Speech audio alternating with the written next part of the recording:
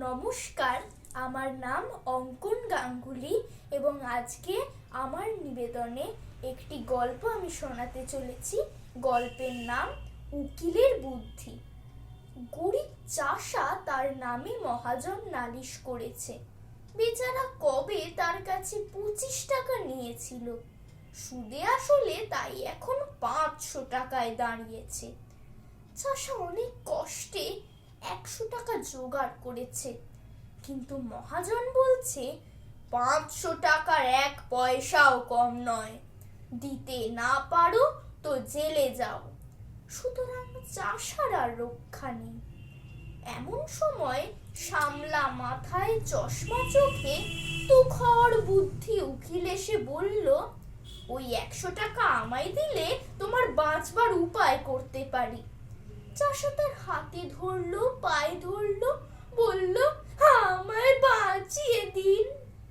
উকিল বলল, তবে শোনো, আমার ফন্দি বলি, যখন আদালতের কাঠগড়ায় গিয়ে দাঁড়াবে তখন বাবু কথা টথা কইও না, যে যা খুশি বলুক, গাল দিক আর প্রশ্ন করুক, তুমি তার জবাবটি দেবে না, খালি পাঁঠার মতো ব্যা করবে। তা যদি করতে পারো তাহলে আমি তোমায় খালাস করিয়ে দেব।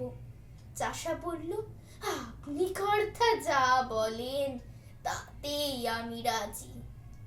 আদালতে মহাজনের মস্ত উকিল চাষাকে এক ধমক দিয়ে জিজ্ঞাসা করলো, তুমি 7 বছর আগে 25 টাকা কর্জ নিয়েছিলে?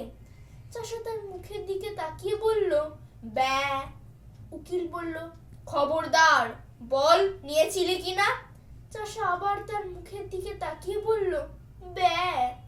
উকিল বলল, হুজুর, আসামির বেয়াদবি দেখুন।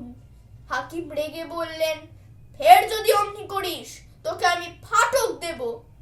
চাষা অত্যন্ত ভয় পেয়ে কাঁদো কাঁদো হয়ে বলল, ব্যা ব্যা।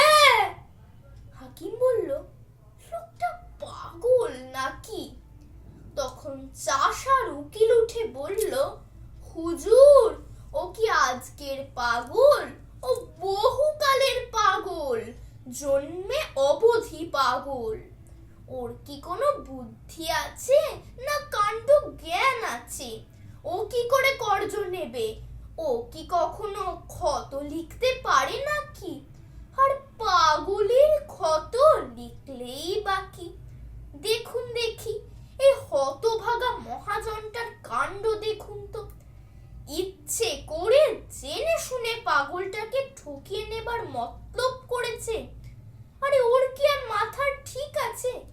এরা বলেছে এখানে একটা টিপ দে, পাগল কি জানে, সে অমনি টিপ দিয়েছে। এই তো হলো ব্যাপার। দুই উকিলে ঝগড়া বেঁধে গেল। হাকিম খানিক শুনে টুনে বললেন, মোকদ্দমা ডিসমিস। মহাজনের তো চক্ষু স্থির। সে আদালতের বাইরে এসে চাষাকে বলল, না হয় তোর 400 টাকা ছেড়েই দিলাম, ওই 100 টাকাই দে। চাষা আবার তার মুখের দিকে তাকিয়ে বলল, ব্যা।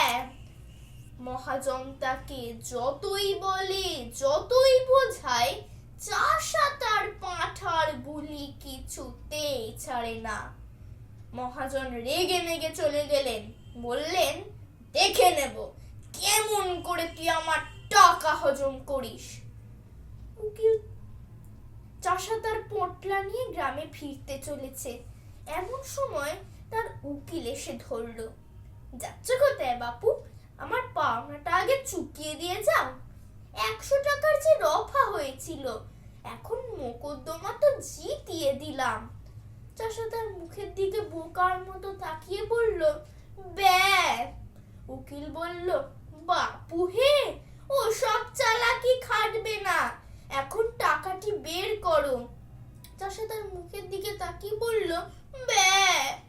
উকিল তাকে নরম গরম অনেক কথাই শোনালো, কিন্তু চাষা তার পাঁঠার বুলি কিছুতেই ছাড়লো না। উকিল বলল, হতভাগা গোমুখ পাড়া গে ভূত, তোর পেটে এত শয়তানি, কে জানে, আগে যদি জানতাম তাহলে পোটলা শুদ্ধ সব টাকা আটকে রাখতাম। বুদ্ধিমান উকিলের আর দক্ষিণা পাওয়া হলো না। নমস্কার।